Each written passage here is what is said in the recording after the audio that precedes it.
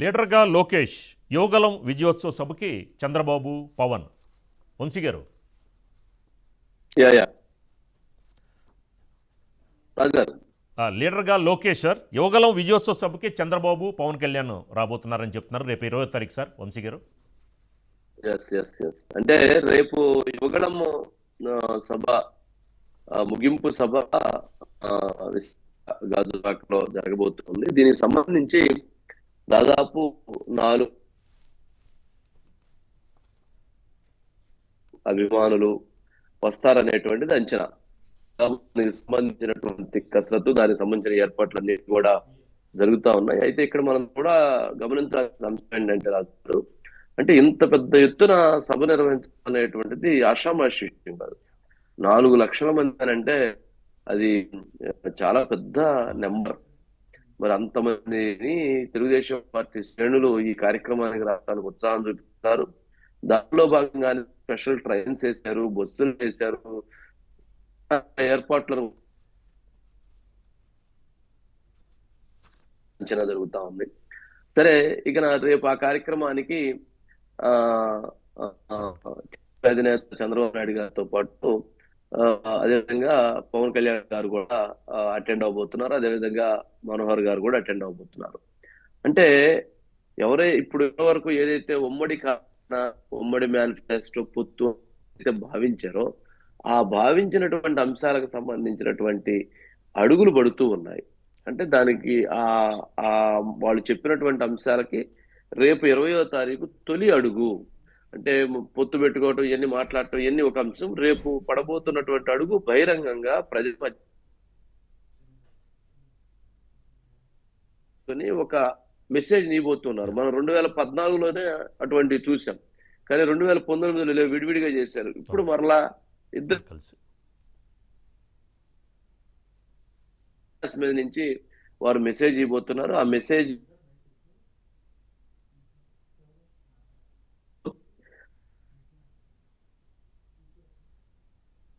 లోకేష్ అనేటువంటి తెలుగుదేశం పార్టీ జాతీయ ప్రధాన కార్యదర్శికి గతంలో ఎప్పుడైతే ఆయన తెలుగుదేశం పార్టీ లీడర్గా, మంత్రిగా పనిచేసిన సమయంలో అప్పుడు అతని మీద చాలా తీవ్రమైనటువంటి విమర్శలు వచ్చాయి.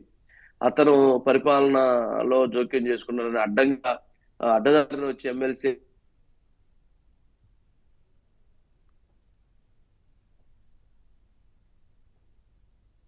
ఓడిపోవడం, తెలుగుదేశం పార్టీ ఓటమికి కూడా అతను ఒక కారణం అనేటువంటి అంశాలు కూడా, విమర్శలు కూడా వచ్చాయి. తదనంతరం తను యువగళం అనేటువంటి పాదయాత్రను ప్రారంభించారు. ఆ యువగళం పాదయాత్ర ప్రారంభించడం అనేటువంటిది ఆ రోజు ఒక చాలా కీలకమైనటువంటి అంశం. జనరల్ గా అతను వాళ్ళ తాత ముఖ్యమంత్రి, తండ్రి ముఖ్యమంత్రి, ఆయన డైమండ్ స్పూన్.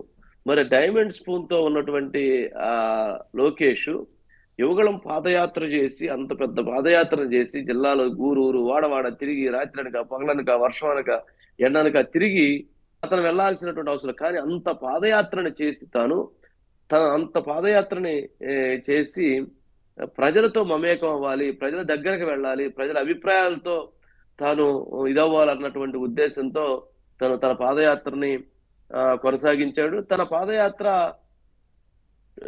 పాదయాత్ర దాదాపుగా 226 రోజుల పాటు కొనసాగింది. దాదాపు 3132 కిలోమీటర్లు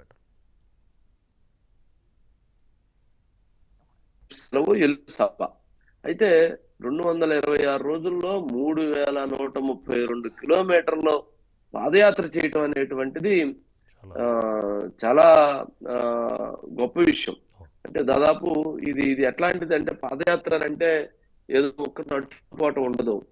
లోకేష్ తో పాటు దాదాపు తెలుగుదేశం పార్టీ శ్రేణులు, నాయకులు, కార్యకర్తలు, ప్రజలు, ఆ గ్రామాల ప్రజలు, అనేక ఆర్గనైజేషన్స్, అనేక కులాలు, అనేక మతాలు, అనేక మంది, అనేక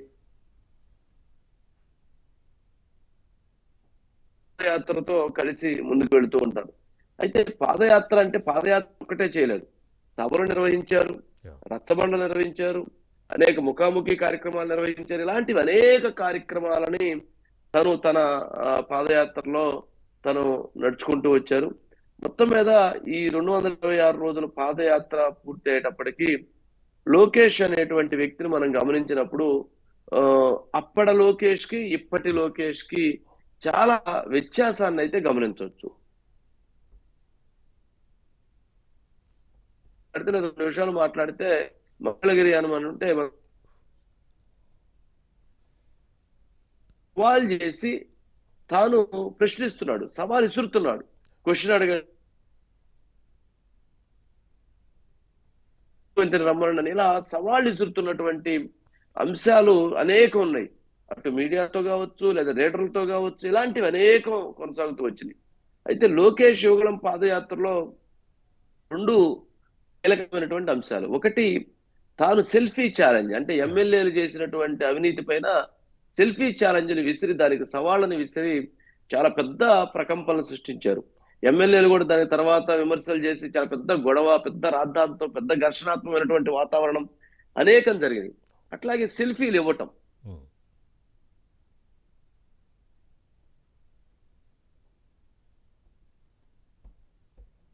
సెల్ఫీ ఇవ్వటం అని అంటే అది చాలా పెద్ద నెంబర్.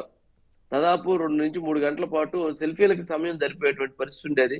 మరి తను ప్రతిరోజు కూడా 226 రోజుల్లో ప్రతిరోజు సెల్ఫీ ఇవ్వటం ద్వారా కార్యకర్తలకి, తన పార్టీ శ్రేణులకి దగ్గర అయ్యేటువంటి ఒక ప్రయత్నాన్ని తను రీచ్ కాగలిగారని అనుకోవచ్చు. ఇక యువగళం అనేటువంటిది అసలు లోకేష్ అనేటువంటి వ్యక్తి పాదయాత్ర మొదలుపెట్టిన తర్వాత అనేక అవరోధాలు,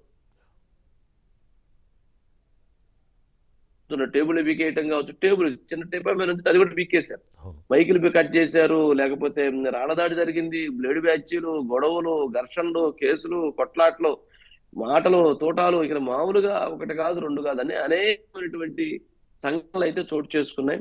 మొత్తానికి ఆ సంఘటనలన్నింటిని కూడా అధిగమించి, సంఘటనలన్నింటిని కూడా తను క్రాస్ చేసుకొని తనైతే తను అనుకున్నటువంటి గమ్యానికి దగ్గరకు చేరుకోగలిగి, దగ్గరికి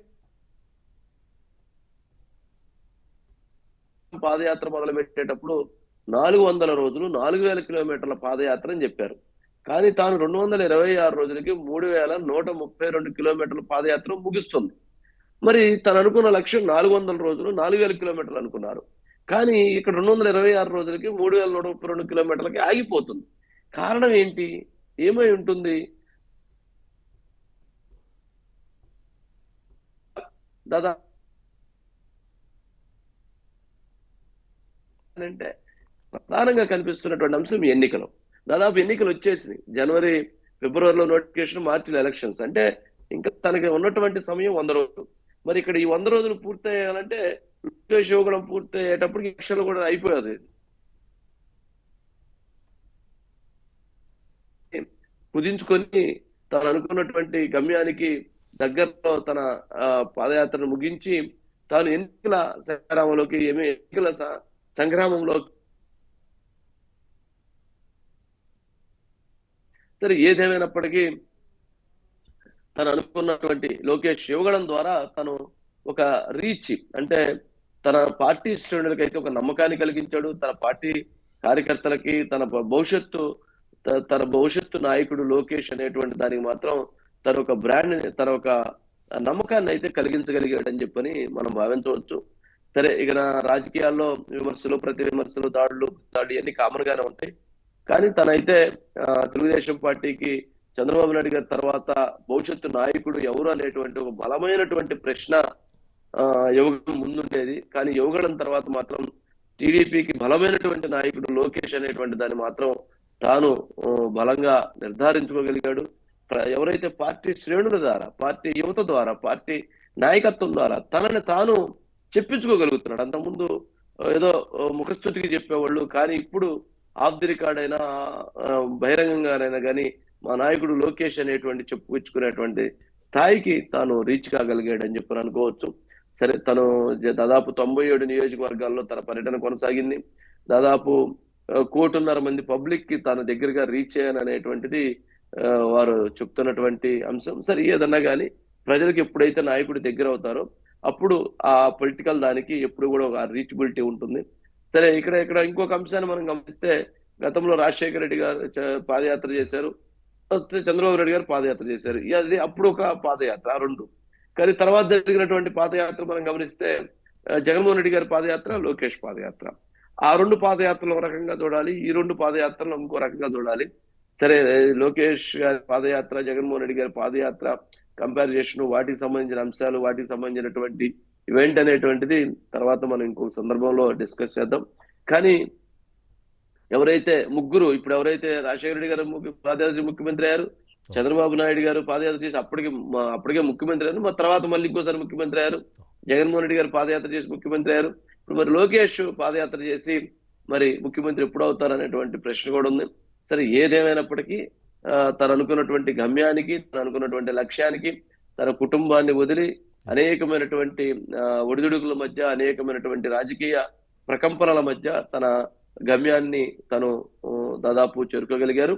సరే, మరొక అంశం, పాదయాత్ర చేస్తున్నటువంటి సమయంలోనే ఆయన అరెస్ట్ చేయటం, లోకేష్ ని చంద్రబాబు నాయుడు గారిని అరెస్ట్ చేయటం, అప్పుడు లోకేష్ ని అరెస్ట్ చేస్తారనేటువంటి ఒక ప్రకంపనలు, అప్పుడు ఆ సందర్భంగా ఆయన ఢిల్లీ వెళ్ళి తన తండ్రి గారి కోసం తను న్యాయ పోరాటం చేయటం, ఇవన్నీ కూడా ఆ సందర్భంగా ఒక పెద్ద సంఘటన ఆ అరెస్ట్ అనేటువంటి. అంటే ఏ మాజీ ముఖ్యమంత్రిని ఎవరు కూడా ఇంతవరకు ఏ సీఎం కూడా అరెస్ట్ చేయలేదు, కానీ ఫస్ట్ టైం అటువంటి సంఘటనని చేశారు. సరే, దాని రాజకీయాలు, దాని సమస్యలు, దాని పరిణామాలు అన్ని మనం చూసామని చెప్తూ ఉన్నాం. సరే, ఇవన్నీ కూడా ప్రజలకు కూడా చాలా క్లారిటీ ఉంది, ప్రజలు ఈ అంశాల విషయంలో చాలా స్పష్టత ఉన్నారు. కాబట్టి ఆ అంశాన్ని మనం నెక్స్ట్ దాంట్లో మనం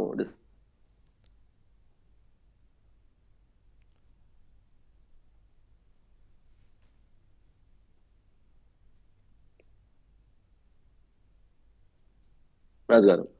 సార్ దీని మీద అనిల్ ఉన్నాడు సార్, అనిల్ తీసుకుందాం. Yeah please, Anil. Sir good evening sir. ప్రధానంగా నారా లోకేష్ యువగలం పాదయాత్ర తెలుగు రాష్ట్రాలలో ఈ పాదయాత్ర కూడా ఒక చిరస్థాయిగా నిలిచే విధంగా తన రాజకీయ ప్రస్థానంలో ఒక కీలక మైల్ స్టోన్గా నారా లోకేష్ మలుచుకున్నారని మనం చెప్పాలి. ఖచ్చితంగా ఇదే ఏడాది జనవరి 27న కుప్పం ఏదైతుందో చంద్రబాబు నాయుడు, నారా లోకేష్ తండ్రి, టీడీపీ జాతీయ అధ్యక్షుడు ప్రాతినిధ్యం వహిస్తున్న ఆ నియోజకవర్గంలో తన పాదయాత్రను వరదరాజుల స్వామి ఆలయం, చంద్రబాబు గారు ఎప్పుడు నామినేషన్ వేసినా కూడా ఎన్నికల్లో ఆ దేవాలయానికి వెళ్ళి అక్కడ పూజలు నిర్వహించిన తర్వాతే అక్కడ నామినేషన్ వేసే పరిస్థితి ఆనవాయితీ ఉంది ఆ కుటుంబానికి, ఆయనకి. అక్కడే తన తొలి అడుగును పూజలో నిర్వహించిన తర్వాత నారా లోకేష్ యువగలానికి శ్రీకారం చుట్టి ఏదైతే పాదయాత్రకు ముందుకు కదిలారు. ఆ తర్వాత ఉమ్మడి 11 జిల్లాల మీదుగా దాదాపు 97 అసెంబ్లీ నియోజకవర్గాల మీదుగా 232 మండలాలు, మున్సిపాలిటీల మీదుగా 2094 గ్రామాల మీదుగా తన యువగళం పాదయాత్రను కొద్దిసేపటి క్రితం ఉమ్మడి విశాఖ జిల్లా గాజువాక నియోజకవర్గ పరిధిలోని శివాజీనగర్లో పూర్తి చేసుకున్నారు. అయితే దీనికి ఇంకా ఒక ప్రత్యేకత ఉంది. తన తండ్రి ఏదైతే ఉందో ప్రాతినిధ్యం వహిస్తున్నటువంటి చంద్రబాబు గారు ప్రాతినిధ్యం వహిస్తున్న కుప్పం నుంచి మొదలుపెట్టిన యువగలం గతంలో చంద్రబాబు వస్తున్నా మీకోసం పేరుతో కూడా పాదయాత్ర చేశారు. ఆ పాదయాత్రను ఉమ్మడి విశాఖ జిల్లా గాజువాక నియోజకవర్గంలోని శివాజీనగర్ వద్దే పూర్తి చేశారు. అదే ప్రాంతంలో నారా లోకేష్ కూడా తన యువగలాన్ని తన తల్లి అదేవిధంగా కుటుంబ సభ్యుల సమక్షంలో పాదయాత్రని పూర్తి చేసుకున్నారు. ఒక రకంగా చెప్పాలంటే నారా లోకేష్ ఇతర నేతలు చేసిన పాదయాత్రల కంటే నారా లోకేష్ చాలా సవాళ్ళు ఎదుర్కొన్నారు. ఆయన మొదట పాదయాత్ర మొదలుపెట్టిన 3వ రోజు నుంచి ఆయన పైన ప్రభుత్వానికి సంబంధించిన ఒత్తిడి ప్రారంభమైంది. అధికారుల ఏదైతే ఉందో తీవ్రత పెరిగింది. ఆయన ఫస్ట్ మైక్ లాక్కున్నారు మాట్లాడుతుంటే, తర్వాత నిలబడి స్పీచ్ ఇస్తుంటే స్టూల్ లాక్కున్నారు. రోడ్డు మీద ఆపడానికి లేదు, మాట్లాడడానికి లేదు, ఉండడానికి లేదు. అంటే ఏదో ఒక రూపంలో నిరసన, ఆటంకాలు, అడ్డంకాలు కలిగించే ప్రయత్నం మొదట్లో జరిగాయి. వాటన్నిటిని అధిగమించి అసలు నడవగలడా అనుకున్న వ్యక్తి నడిచి చూపించి ఏదైతుందో ఇవాళ ఒక నవశకానికి నాందిగా కూడా యువగలంతో శ్రీకారం చుట్టిన పరిస్థితి నారా లోకేష్లో కనిపిస్తూ ఉంది. తెలుగుదేశం పార్టీకి ఒక 30 ఏళ్ల రాజకీయ నాయకుడిగా నారా లోకేష్ ఎనర్జిబుల్ అయ్యారు. గతంలో నారా లోకేష్ వేరు, ఈరోజు నారా లోకేష్ వేరు. ఆటుపోట్లను ఎదుర్కొన్నారు, సవాళ్ళను స్వీకరించారు, సవాళ్లు చేశారు. వాటన్నిటిని అధిగమించి తన లక్ష్యం ఏదైతే ఉందో యువగలాన్ని ఉత్తరాంధ్ర వేదికగా కూడా పూర్తి చేసిన పరిస్థితి.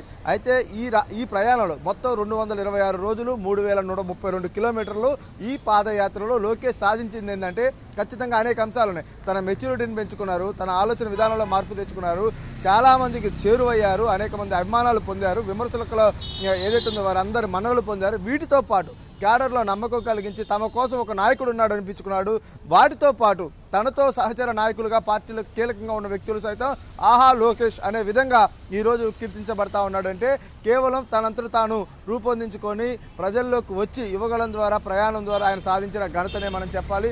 కొద్దిసేపటి క్రితం పైలాన్ని కూడా ఆవిష్కరించారు. చంద్రబాబు గతంలో ఎక్కడైతే పూర్తి చేశారో అదే ప్రాంతంలో గాజువాక శివాజీనగర్లో పైలాన్ ఆవిష్కరణ పూర్తయింది. అయితే ఈ పాదయాత్ర ద్వారా తనపైన మరింత బాధ్యత ఆయనే పెంచుకున్న పరిస్థితి మనం చెప్పాలి. ఎందుకంటే ఇప్పుడు దాకా 226 రోజులు 3132 కిలోమీటర్లు పాదయాత్ర చేసి ఇన్ని వేలాది గ్రామాలు సందర్శించి లక్షలాది మందిని కలిసిన తర్వాత ఆయనకు ఆ ప్రజల కోరికలు ఆకాంక్షలు వాటన్నిటిని నిర్వహించాల్సిన బాధ్యత ఏర్పడింది. అయితే వాటన్నిటిని రాబోయే టీడీపీ జనసేన కూటమి ప్రభుత్వం ఏదైతే ఉందో చంద్రబాబు నాయకత్వంలో వాటన్నిటిని ఫుల్ఫిల్ చేస్తామని చెప్పి నారా లోకేష్ ఎష్యూరెన్స్ ఇచ్చారు. ఇక ముఖాముఖీలు అదేవిధంగా రచ్చబండ కార్యక్రమాలతో పాటు ఇంటరాక్టేషన్ ఏదైతుందో సామాన్యులకు చేరువుగా లోకేష్ వెళ్ళారు, కదిలారు, వారి మనసుని చూశారు, వారి బాధలు విన్నారు, వారి కష్టాలు తెలుసుకున్నారు. వాటన్నిటినీ అధిగమించడానికి అవసరమైన ప్రణాళికలను కూడా ఆయన సిద్ధం చేసుకొని ఎన్నికలకు ముందుకు వెళ్తున్న పరిస్థితి. ఇక 20వ తేదీన ఉమ్మడి విశాఖ జిల్లాలోనే ఇటు ఉత్తరాంధ్ర, కోస్తాంధ్ర అదేవిధంగా రాయలసీమ నుంచి 13 జిల్లాల ఉమ్మడి జిల్లాల నుండి పెద్ద ఎత్తున తెలుగుదేశం పార్టీ అభిమానులు, కార్యకర్తలు, నేతలు, జన సైనికుల సమక్షంలో సారథ్యంలో ఒక నవశకానికి నాంది పలుకుతూ కొత్త సభను కూడా శ్రీకారం చుట్టారు. ఆ సభా వేదిక పైన టీడీపీ అధినేత చంద్రబాబు, జనసేన అధినేత పవన్ కళ్యాణ్తో పాటు రెండు పార్టీల ముఖ్య నేతలు నారా లోకేష్ పాల్గొని ఏదైతే ఉందో యువగలంలో తాను ఏవైతే తెలుసుకున్నాడో ఆ అంశాలకు పరిష్కార మార్గాలుగా ఏవైతే చూపించాలనుకుంటున్నారో రెండు పార్టీల ఉమ్మడి ప్రభుత్వంలో వాటికి సంబంధించిన ప్రకటన కూడా చేయబోతా ఉన్నారు. పెద్ద ఎత్తున పాదం కలిపి అడుగు ముందుకేద్దామన్నట్టు ఒక పాట ఉంటుంది సార్. అదేవిధంగా నారా లోకేష్ తన అడుగుల ప్రయాణంతో, తన అడుగుల శబ్దంతో ఒక్కరిని కాదు, వందల మందిని కాదు, వేల మందిని కాదు, లక్షలాది మందిని కదిలించి ముందుకు నడిపించి వారి యొక్క ఏవైతే ఆశలు ఆకాంక్షలు నెరవేర్చడానికి ఒక నవనాయకుడిగా నవ శకానికి నాందికి శ్రీకారం కూడా ఆయన చుట్టారనే మనం చెప్పాలి. ఎందుకంటే ఎన్నో ఆటుపోట్లు నారా లోకేష్ చూశారు. యువగలం పాదయాత్రలో అనేక సందర్భాల్లో మనం కూడా ప్రత్యక్షంగా కవరేజ్ పర్పస్లో వెళ్ళినప్పుడు గతంలో ఉన్న లోకేష్కి ఇప్పుడున్న లోకేష్కి ఉన్న మార్పును చాలా స్వయంగా పరిశీలించాము. ఆయన ప్రజలకు చేరువయ్యారు. ఏ వర్గాల చేత అయితే గతంలో కొంత నెగిటివ్ పబ్లిసిటీ పొందారో ఆ వర్గాలే ఈరోజు ఆయన కీర్తించేలాగా, ఆయన శక్తి సామర్థ్యాలు ఇతరులకు చెప్పేలాగా, ఇతరులతో చర్చించేలాగా తన ఎదుగుదలకు ఆయనే బాటలు వేసుకున్నారు. ఆ రోజు తన కుటుంబ సభ్యుల ఆశీర్వాదంతో, ఆ తర్వాత ప్రజల ఆశీర్వాదంతో ఈరోజు ఒక కొత్త నాయకుడిగా తెలుగుదేశం పార్టీ భవిష్యత్ సూచికగా నారా లోకేష్ మారారంటూ ఎలాంటి సందేహం లేదు. ఇదంతా రాజకీయ విశ్లేషకులు కూడా చెప్తున్న పరిస్థితి. ఇక తెలుగుదేశం పార్టీ క్యాడర్ అయితే సంబరాలు జరుపుకుంటా ఉంది. ఎందుకంటే యువగలానికి మొదటిలో ప్రారంభించినప్పుడు అనేక అనుమానాలు, అనేక అవరోధాలు ఉంటాయని భావించిన వాటన్నింటినీ అధిగమించి ఈరోజు నాయకుడిగా లోకేష్ ఎనర్జిబుల్ అయ్యి కార్యక్రమాన్ని దిగ్విజయంగా పూర్తి చేసి ప్రజల మద్దతు కూడగట్టి ప్రజలను తెలుగుదేశం పార్టీ వైపు ఆకర్షితులు చేసి రాబోయే ఎన్నికల్లో గెలిపించడానికి గెలుపుకు అవసరమైన బలాన్ని ఆయన అందించిన తర్వాత ఆయన పట్ల అదే స్థాయిలో అభిమానం ఉంటుందో మనకు తెలిసిందే. ఆ అభిమానం ఖచ్చితంగా వాళ్ళందరూ వ్యక్తపరుస్తూ ఉన్నారు. ఒక సంబరాన్ని జరుపుకుంటా ఉన్నారు. సంక్రాంతి పండుగ మాకు ముందే వచ్చినట్టు కూడా చెప్తున్న పరిస్థితి కనిపిస్తూ ఉంది. ఓవరాల్గా అయితే నారా లోకేష్ తన యువగలం పాదయాత్రను సక్సెస్ఫుల్గా అవరోధాలు, అడ్డంకులు అన్నింటినీ అధిగమించి ఒక సరికొత్త నాయకుడిగా తెలుగు రాష్ట్రాలలో నిలబడిన పరిస్థితి అయితే ఖచ్చితంగా ఉందనే మనం చెప్పాలి. తెలుగుదేశం పార్టీ శ్రేణులు కూడా సంబరాలు జరుపుకున్న పరిస్థితి అయితే ఈరోజు కనిపిస్తూ ఉంది sir. Okay Anil, right Anil. Next